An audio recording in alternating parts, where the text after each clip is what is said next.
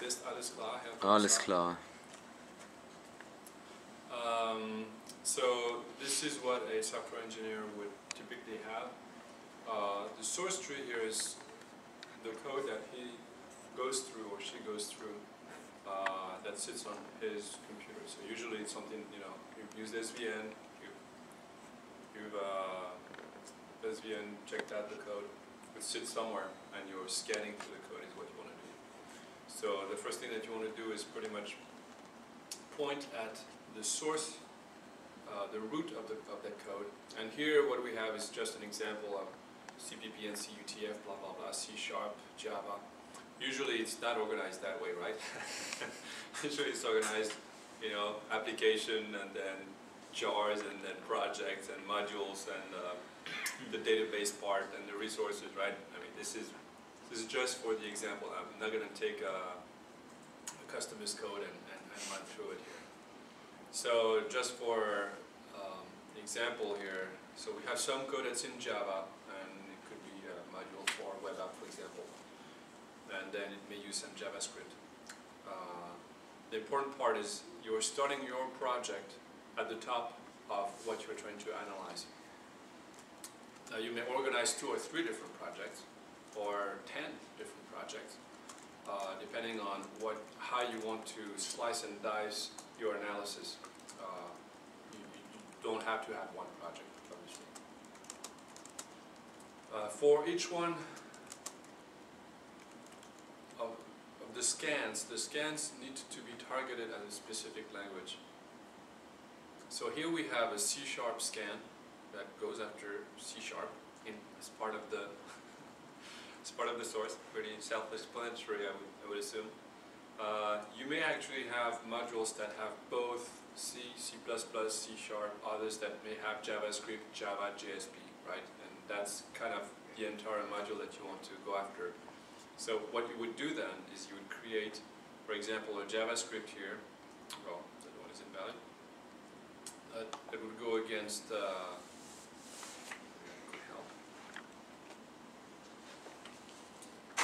that would go after that module, and then you'd apply another scan that would be a Java scan for the same module, and maybe an HTML scan for the same module, depending on what you're looking at, right? So here we have pretty self-explanatory and simple type of code to go through. The scans themselves, they are all invalid. I'm just going to redo them here. Live from New York. The scans themselves, they use the logic that's hosted on the server. So pretty much when I'm going to start a scan, it's going to say, give me that logic, scan the code, and apply that logic on my code that sits here. The logic is on the server, the code does not go on the server, or the results don't go on the server, right? Does that make sense to you guys?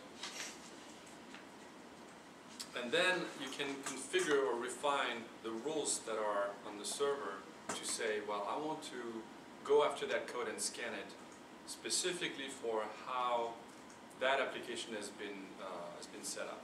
So the simple thing is the debugging tool. Maybe you use log4j, or maybe you use your own debug thing. You'll have to say that I want to exclude out of my results, right? So I'm going to just do a few scans here, very briefly. Here is a Java team scan, and I'm actually going to just delete the scan results, and that way we're going to see the scan as if I'm even going to close everything. There we go, and this little button here, that icon, is to start the scan that is set up here, which is the Java team scan. So I'm going to click here. You can see it retrieves, actually, it retrieves the wrong, I think I had the 3.5 project here. So I'm going to apply a smoke Java as opposed to a rule set that's on the server. And I'm going to run this guy. So I'm retrieving the smoke Java information from the server. I'm starting the scanning process for the Java team scan, and now it's going against that particular directory, which is JavaScript, and I'm going to change that again. I'm going to go here, and instead of going to JavaScript, I'm going to JavaScript, Java, those two. I'm rerunning it. And there you see the specific files that are being scanned. So at that point here, you can start counting. And the easiest way to have an overview of what you just uncovered in that particular code is just to go to the quick summary. I double click so it goes full screen here. It's a Java team scan. It uses a spoke Java rule set, so it's a Java-based rule set. It scanned 8,000 lines of code, so it's not that big, it's just a subset. There were 23 files that were scanned, but you can see right away you have 393 embedded strings that have been uncovered. So the first thing is, if you have for that type of an environment a history of how long it took you to do 100 lines, you can apply that right away and have at least a very fast estimate of how long it's going to take to do externalization of the strings, the verification, the QA, depends on what you've historicized in terms of the data there. And then what you have here are locale sensitive methods. So you have locale sensitive methods for break iterator, for example. You know, when you parse items, words are not necessarily easy to parse from one language to the other. You may want to use a break iterator instead, for example. So every one of those guys here, not only you have a count, so you know at least that you have identified some issues. Some of them may be ignored, some of them are maybe just fine in terms of the code, but at least you may want to look at them.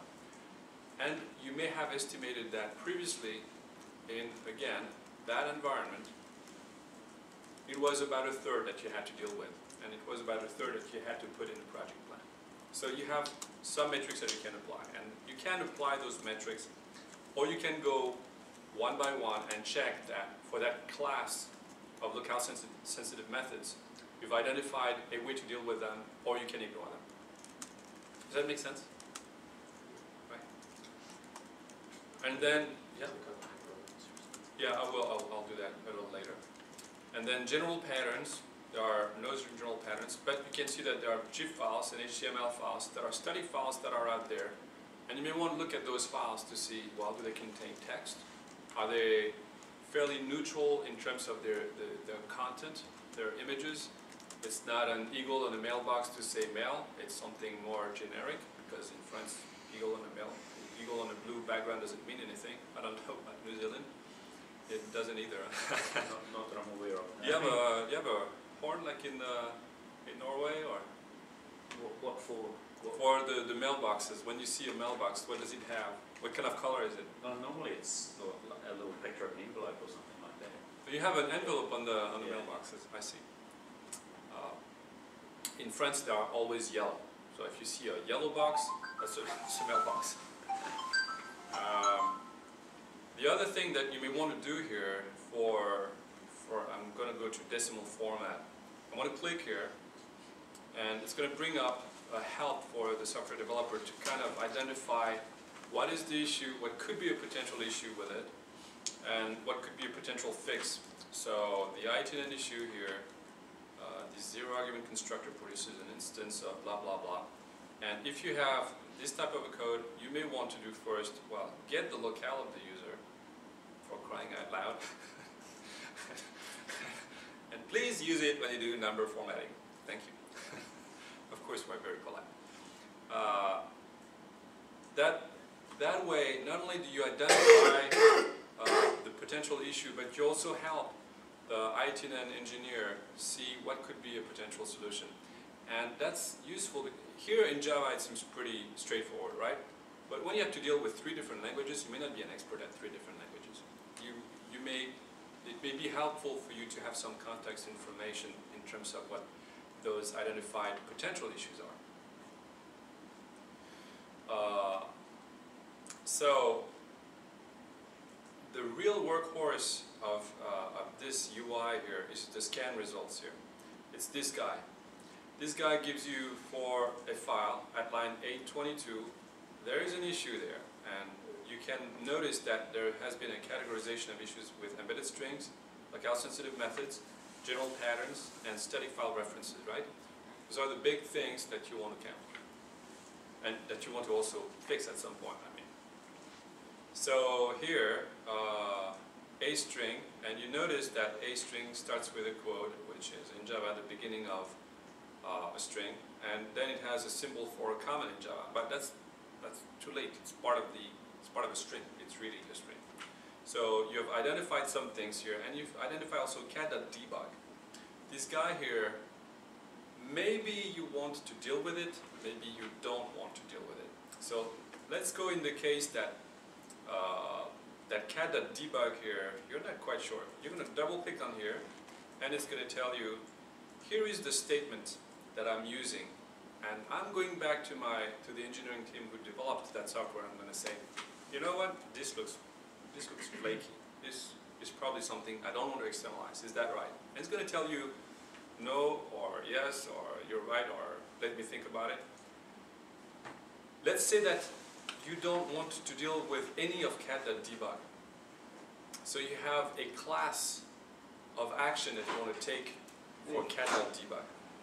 And one way that you may want to get that class is just by searching for everything that looks like cat.debug. So I'm going to find in results here. In terms of the code line, you notice that every one of the columns has a name there. So I'm going to go with code line. And I'm going to put in a regex here. The regex is going to be really simple. It's going to be cat.debug. If I can write cat, it would be even better. And I'm going to say, find me everything that's in cat.debug. And that way, what I can do is with that class, I can step one at a time and get myself a little pattern in my head to say, okay, for those guys, I'm fine. I know that all of those guys I will never have to deal with. So what I'm going to do now is I'm going to go back to the rule sets. I haven't introduced the rule sets yet.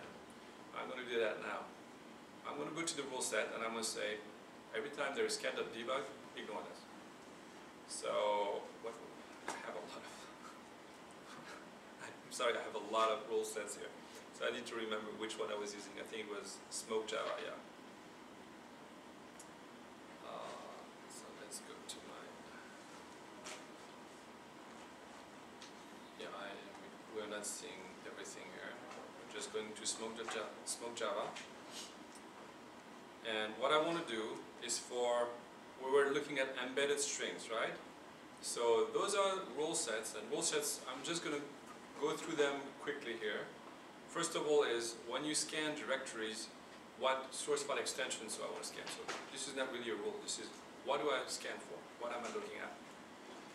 Then you have some rules. So the rules are going to apply for embedded strings. That's the first category. That's the 20,000 strings that you need to deal with. And once you've counted them, how do you measure how long it takes? You have locale-sensitive methods, you have general patterns, and you have static file references. So I'm just going to look, for example, at when I detect a static file reference, why should I detect that file reference? It's because it ends in .avi, it ends in .bmp, it ends in .csset, and it ends in .jet. So it's just here, it's just because of the file extension has a certain regular expression pattern. And notice that JPEG, for example, can have JPEG or JPG, right? And you can have your own things. And that one is really simple here. When I go to embedded strings, I'm going to go to configure retention.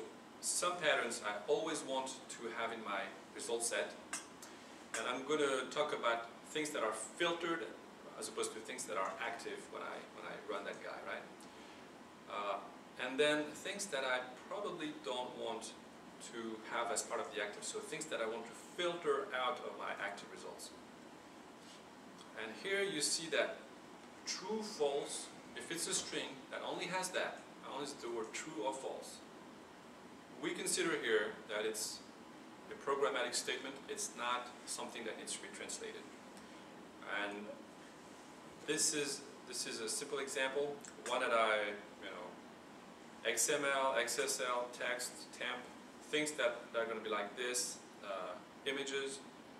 If I have a string with .jsp, probably is something that I'm invoking. For example, class 4 name, and I have a string com.lingoport.class name, right? I don't want to have that externalized, right?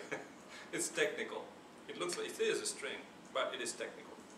So you can see here that there are a number of default rules that, based on research and based on a lot of projects, we've built here. So I'm going to go back to the summary here.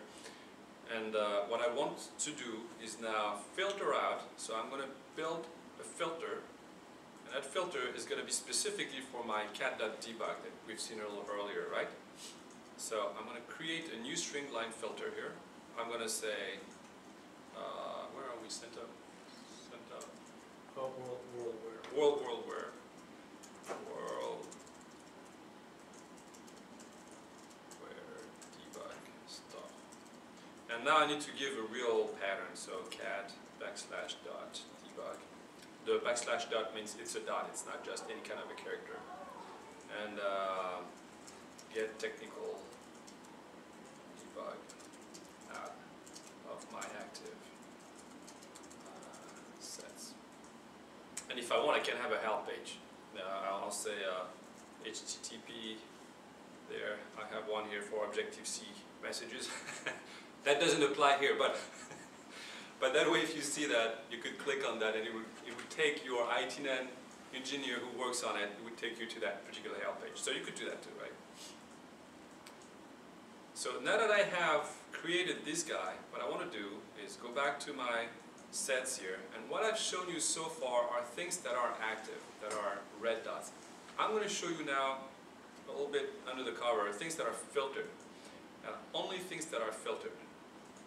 And you're going to see that there are a bunch of things that are filtered here that are in blue dots. The dots don't show up in color on the screen. Oh, they don't? Okay, this is blue. You'll have to trust that the projector Okay. is kind of lose it. It's This sort is of blue, pale and this blue. is red. Okay, well, let's see. We don't see very much here. Actually, in the new way, we have priorities for active, so we have numbers. So it's in 3.5. It's a little different. It's a release. It's in the final stages of testing and putting out this point. So now I'm going to rerun. I'm going to rescan, right?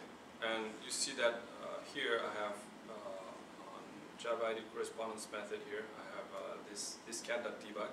So I'm going to run a new scan, and it's going to go back to the server. It's going to say, do I have new rules? Yes. Since I have new rules, I need to scan everything again, because some of the files, those rules may apply to those files. And now I'm going to check what I have here. And you should notice that there's nothing here. I'm going to change the status in terms of cat. I'm going to remove the active ones. I'm going to just see the filtered ones.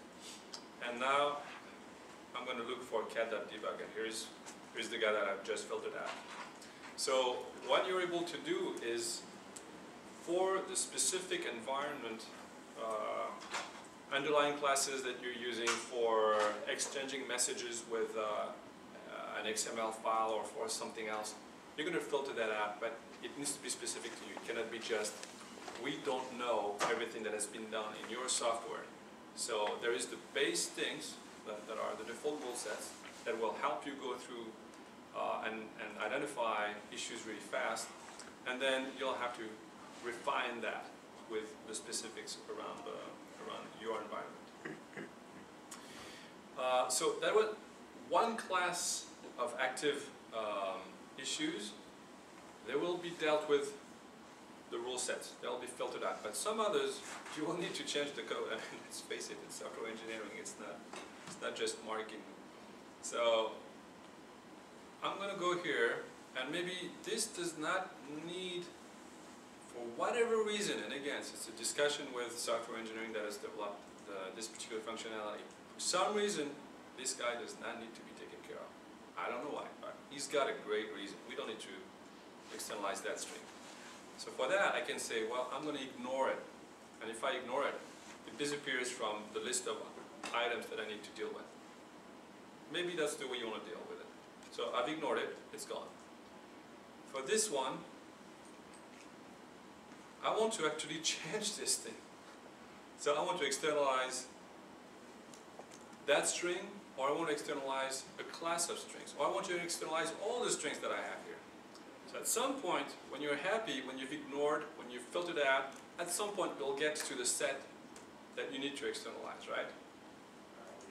Does that make sense? You need to deal with those guys. So what you're going to do is you're going to go here, you're going to do Control A, and you're going to say, okay, fix that code, and I just want to externalize all the strings that I found here.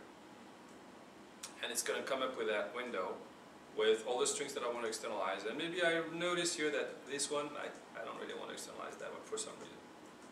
So you have a little review, and at that point, if you click OK, it's going to go into a resource bundle. So I'm not going to do it for all of them, because then I'm not going to be able to redo my demo right away. I'm just going to do for 2 or 3 examples, just to give you a sense. Note also that visually looking at the strings, you can kind of see concatenations there. Yeah, and there are. Right away. Yeah, there are. So, yet other ways to deal with concatenation. So I'm going to do that. I'm going to say OK, and those guys, they're going to be replaced with an identifier, get string, and that's pretty much based on the way you've configured this time the fixing. So I'm going to go back here. I'm going to go to the team scan, and what I have here is a property that's a .po file, which is actually, why not? Usually it's more of a .properties file for Java. And then based on that string key format, so in that instance it's a file on 4 character.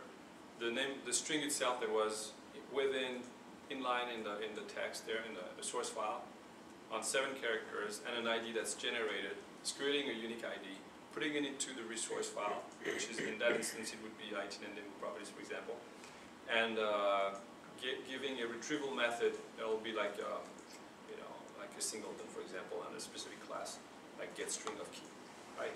And at that point you get that externalization, and you can configure that. So that's one way. Another way is very simply to go in the code and start hacking, start coding, because some of the things you're going to have to deal with lookout sensitive methods. You need to refactor that code.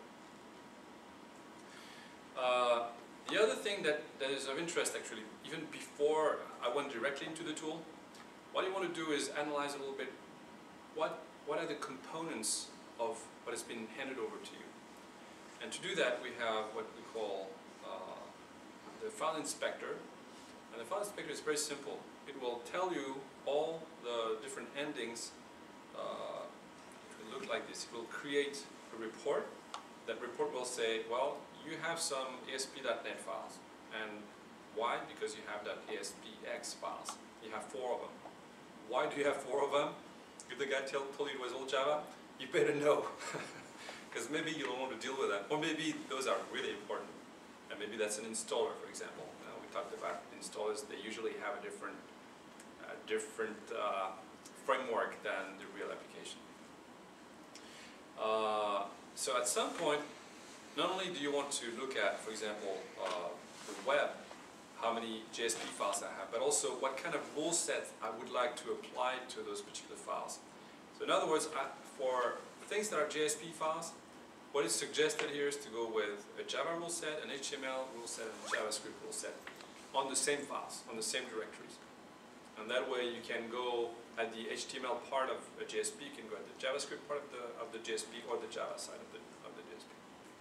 And that will render different issues, right? You may also want to look at the specifics of what you have by just clicking, for example, on the C#, CPP. So you have those guys. On the Delphi side, you have those. On the Java side, those are the files that you have in your repository. So there are not that many. There are the 23 there that we talked about earlier with 8,000 lines of code. But it's going to list them. That way, you may have a sense also of the directory structure that you have with the different rule sets that you may want to apply for a specific directory structure. Also, in terms of the images, it may give you, I don't know if we have a bunch of images here. Right, so in others, it may give you things that you don't really know what those are. What are the .dcu files? What is really that thing? You know? And you need to go back to your engineering team and say, what are those files? What do I need to do something with them? Maybe you're going to open them up, but maybe they're binary files. Some of the files here may also be, we sometimes have a tab with resource files that are GIF images, so you can actually get directly at the bitmaps, at the BMPs that you have in your application. And often you'll see that it doesn't have any kind of locale directory before. So you need to look at not only the directory structure that you have for your BMP, but also how is it retrieved based on the locale, or is it even retrieved based on the locale, or there is really no French image for the mailbox. It's just a US only image. So you can identify it that way. And then what you may want to do is create, so this is the initial file inspection that you do. Based on that, you create the scans, you apply some rule sets for specific directories or modules that you have. You discover issues, you can either ignore those issues, or you can deal with them, or you can filter them out. And at some point, what you want to do is exchange that information with other teams, maybe a manager, maybe the team that's actually doing the feature set. And they don't necessarily want to have the tool on their desktop. So the easiest way is really to generate a report. And generating reports, you can have them, as you see, in a number of different formats, like HTML or plain text or CSV. I'm going to show you some Excel reports. So Excel reports, here. So those are a few reports that I've created a little while back actually, but they always look the same. An aggregate report, for example, I hope I'm not divulging any secret information here. You can see that there is a summary for each type of a scan that I've run here. And for that particular project, the report was only 3 scans, a C#, a team scan, and an SQL scan. And in this one, it gives you the basic numbers for how many lines, how many files were scanned, and then the actual count. So you can count here. Embedded strings, locale sensitive methods, static file references, same here. And then for each one of those, so I'm going to go to the Java side because I'm more of a Java boy. For each one of those, I will have the specifics. Not only do I have the count, but I have, again, the file, the line number, and the specific issues. Montañas here, that looks like a real issue. And if I look at this guy, it's a zip file name. Wow. So is a zip file, is that something I want to externalize or I don't want to externalize? And again, it's that back and forth discussion that you need to have with the software engineering team that devised that particular line of code. Is that about right? Okay. Then there are command lines. So command lines, you can, I can show you briefly. I haven't set it up, but I can show you briefly some command line stuff. I'm going to go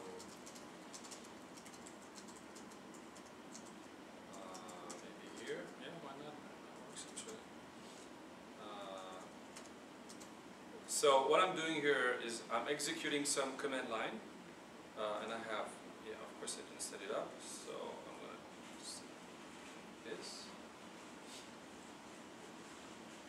Rerun this guy.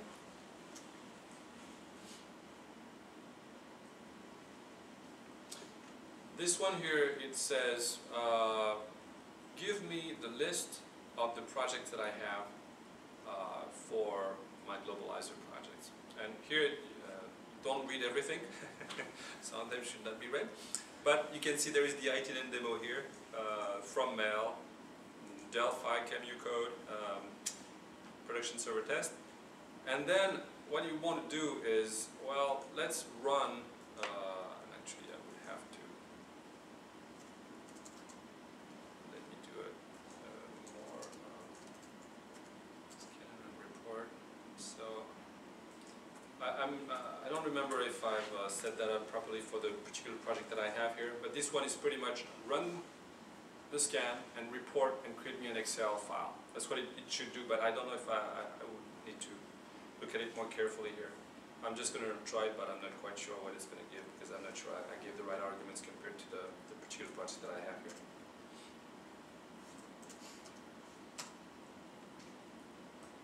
So I'm going with my name, and I'm going with, yeah, I18n demo is invalid, so that first one is not going. Yeah, I don't have the right thing, but what it would do is it would run this guy, and it would create the particular Excel file that we've just seen before in different formats. So one of the formats is HTML, and what that means is to incorporate that into a build environment is something fairly straightforward, actually. That's about it. That's very good. Is that, yeah, questions? Yeah? Since there's a lot of regular expressions in here, does Globalyzer have any regular expression builders or editors? Builders, well, you use a regex in the scanner, so you create your regular expressions and you feed them to the scanner. What you want is something that is, take that, like an SPI, plug in an SPI to have a specific regular expression package. Is that what you're saying? No, I can imagine that not everyone who's going to be using this is going to be an absolute whiz at regular expressions. They're going to type something in. Wow. And it's Better going get to to end up giving false positives. So I it's see. interesting. I see. Thank you. A few years ago, we looked at, do we want to build an interface for the regular expressions just for that argument?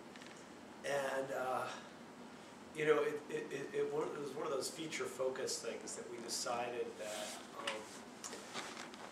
kind of any interface that you built around regular expressions could potentially be limiting. I mean, on the converse side, we found that, I mean, Globalyzer really is, as far as building your rule sets and getting things set up, you kind of need to have a pretty good development background to use it. That's the intended user of Globalyzer, is not somebody who's, let's say, a tester and has never programmed before. And regular expressions are kind of interesting in that you can also get yourself into trouble with them, too. I mean, you can write, you know, sort of like the endless loop of regular expression that never kind of resolves. And so we just kind of fell off the writing the visual interface for the regular expressions, because we kind of want our users to have a programmatic background if they are actually affecting the rule sets. And so the main way that we suggest people is to use within the Globalyzer, you know, sort of environment, the desktop environment, to use the find in code button. There's like a little binoculars thing. And the reason is that you can test your expression there and see if it resolves and see if it works, and then you can just copy and paste it in on the server side if it's a valid expression. But yeah, there's no nice interface to build that expression, I suppose. We talked about it, kind of never did it. A lot of our development for Globalyzer focuses on the accuracy of the results, first and foremost. So for instance, like in this next release, the big issues are assigning priority to issues, which we're not showing you here, but it gives a numerical priority to the internationalization findings. And then the other issue is adding, changing the way that we tag the code for things like ignoring issues. Right now there's a couple of different ways that you ignore issues in Globalyzer. One is very database focused. And the database focused is really good, but it has a certain amount of elasticity, but at some point it's brittle. You know, if you change 25% of the code base, it may not resolve and remember, you know, what you've ignored before based on the instance, the line of code, and other issues. And so there's always been this notion of being able to hard code an ignore statement. But we changed the way that we hard code it, so it's less invasive. It doesn't really affect like the So those are the two things that we added, for instance, on this next release that we'll have out this month. It's not the only thing, but those are kind of like two of the headliners. We tend to focus on what gets the result best. You know, for instance, people have been asking us for an Eclipse plugin for a little while. And that's a really, really natural place to go, and I'm pretty sure we will go there. There's some really nice benefits by adopting the Eclipse tools as well. But it's even in the Java side of our customer base, it's really amazing how many different IDEs that we see there. So, you know, we were at one yesterday where, yeah, it's Eclipse, but it's also IntelliJ. You know, so there are issues around UI that are kind of challenging. Where do you go? And we've decided to really focus on the results first, because that's why people are using the tool in the first place. But we'll go there. And then I'm sure that there are regular expression UI tools out there that we can probably borrow as well. Yes. You may know of some of us. I use regex button. Okay, yeah. And a few years ago when we first, you know, were building the product, there wasn't really much out there that, you know, was there. So some of it is just, hey, maybe we should revisit it. The IDE plugins was going to be my next question. Yeah. Right, there you go. It comes up all the time. Yes. Right. Even internally it comes up. Right, we have fights over this. Yeah. Well, if you do, just make sure it's NetBeans first. Oh, see what I mean? No, Exactly. Sorry. Exactly. So, all right. Any other questions? Go ahead. Yes, I have one question about the automatic externalization function message text. So according to our experience, the embedded strings provide about 80 or 90% of all of the internationalization warnings. So sometimes it results thousands of line matches the embedded text. So before the execute the automatic externalization function, we have to check those thousands of code one by one. Yes. So are there any good or more easy way to? Yeah, no, I hear you. And that's what I was trying to say with trying to find categories that that will fit, that like cat.debug, you know. What I want to do is find, when you go through that, there are things that will look like append, like this, you know, word clause.append. You don't want to go one by one at random. What you want to do is go with a category of strings that correspond to a call to a method. So if you know that you have a dot append, which could be from the buffer, from the word clause, from a bunch of things, append is a lot of things. What you want to do is group them and look at them as a class of issues. And when you do that, that's why I was going with this search here. When you find a result here, the interesting part of it is that you will be able to deal with that class, either externalize all of them, or filter them out, or mark them, or ignore them, or, you know. But you, as opposed to going one by one, which is every time you reset a context for that particular line because it doesn't look, you are going at random, and you will find again the append over there, and maybe 100 lines later an append, as opposed to looking at all the appends, or all the word clauses, or all the cat.debug, or all the log4j stuff. Does that make sense? So what you do here is, for example, code line, I'm going to say, if I have something that's J-option ping in Java, I'm find them all. Let's say I have 4 here, but I could have 1,000, I could have 100, right?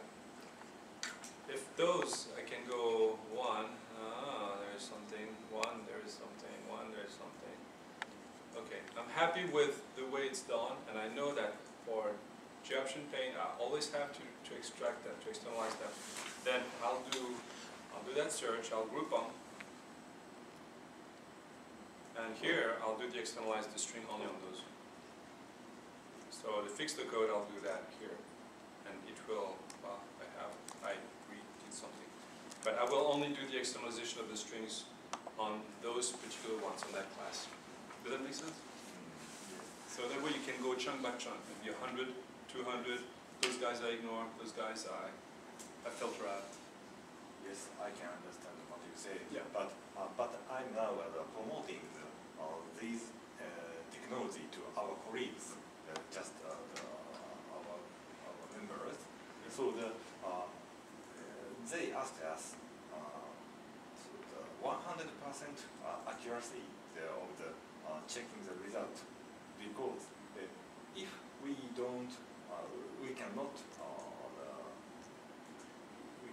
provide the 100% accuracy about the externalization text.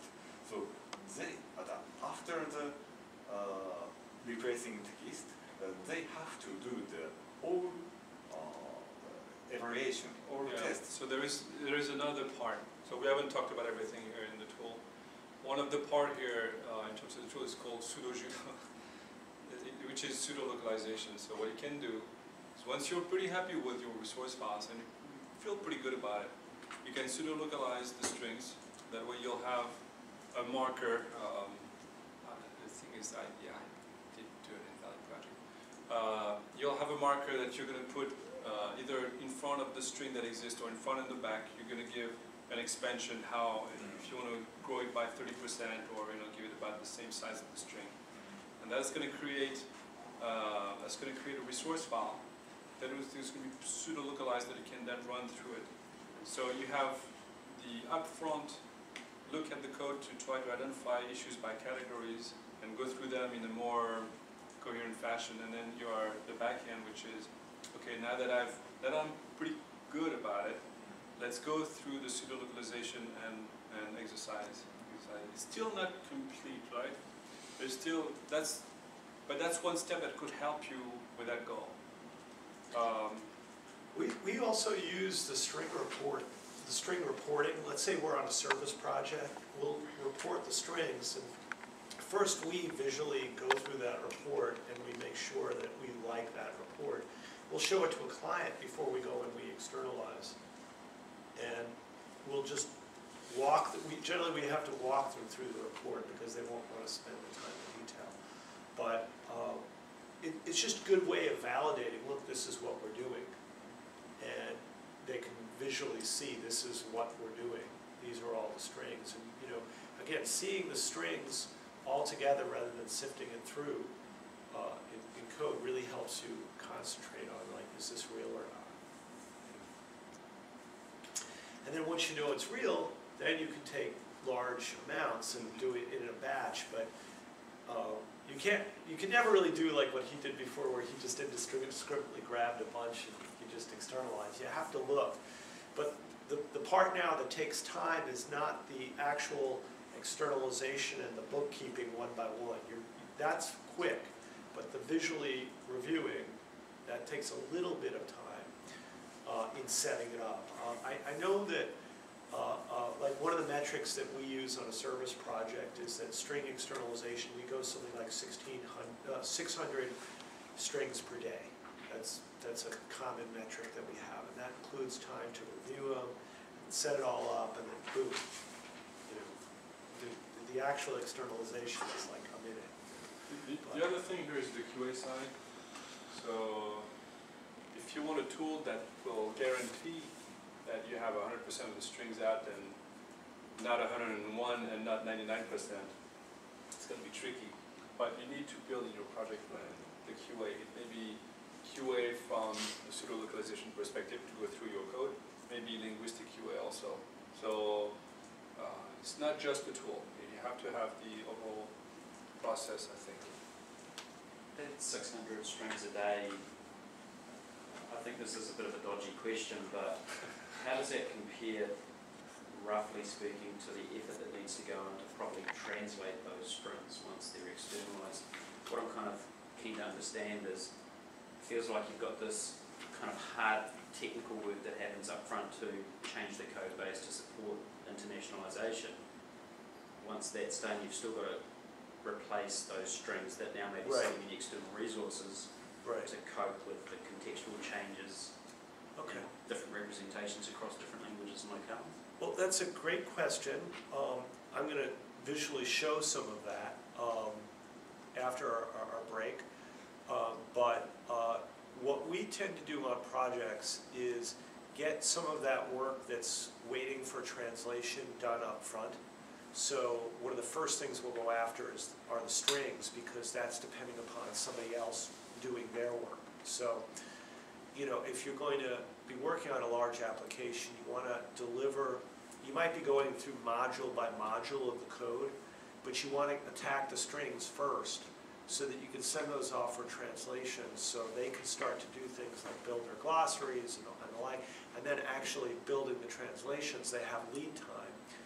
And then while you're internationalizing the application, they have time to translate and then deliver those files, and then you can reintegrate them, and then you do your internationalization testing and your localization contextual change testing, and you kind of stack those two up, so you parallelize the efforts. Right. I realize it's 11:36. Okay, so we're going to take a short break because we got to wrap up on time. When we come back, so we'll come back at in 5 minutes at